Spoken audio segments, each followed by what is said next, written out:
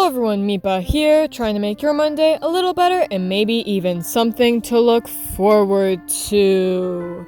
Now, before I get too far into my recording, I would like to point out that as I'm recording this voiceover, my hedgehog is running around in her pen. If editing me is feeling kind, she'll show you an image. But if you hear some little bells ringing or the little pitter-patter of her feet, that's what you're hearing. You're hearing my hedgehog run around, okay? Okay. Moving on to the artwork that you are seeing here, the pages as usual. These pages were very interesting for me to figure out dialogue-wise because there's the distant yelling, right? I really hope that you guys were able to tell that's what I was going for. There's the yells in the distance, and I needed to figure out how to communicate they were distant. I believe this showed up in the last couple pages as well, but they're more prominent here, so this is when I'm talking about them. And I thought about it, honestly, for a while.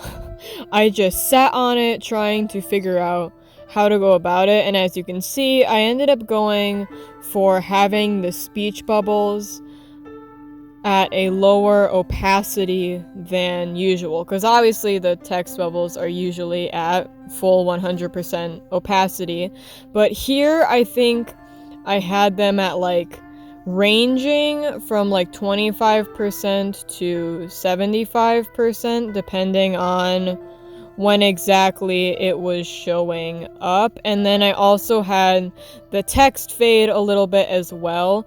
I don't remember if I had it fade. I don't think fade's the word, but you know what I mean. Have it at the same opacity as the text bubble or a little more. I think it kind of depended on what the opacity was. If it was really low, at 25, then I'd have it a little bit more to make sure it was readable. But if it was at 75, I'd have it the same. It was a lot of fiddling around with it, trying to get it to a point that looked right. I feel like what also helped was having the tails of the speech bubbles going off screen or around the corner of the tent sometimes to make it a little bit more obvious that it's coming from somewhere else. I would love if you guys would let me know if I properly communicated the distant yelling, because I don't really know, and it would be nice to note for future pages if something like this were to come up again, which I really wouldn't be surprised. So if you have any feedback or if you think it's all good, let me know. I'd love to hear it. And I believe that's really the main thing I had to say about these pages. Sorry that you didn't get these pages last week. I don't know how many of you actually noticed that I did a short instead, which is kind of out of the usual.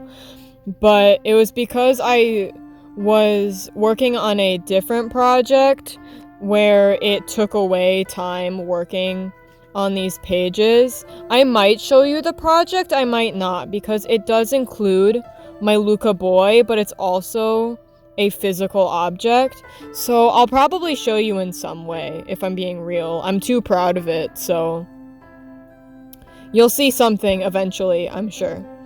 But until then, this is all I have for this week, and I'm not going to yap much longer. So I hope you all have an amazing week, everybody. Goodbye!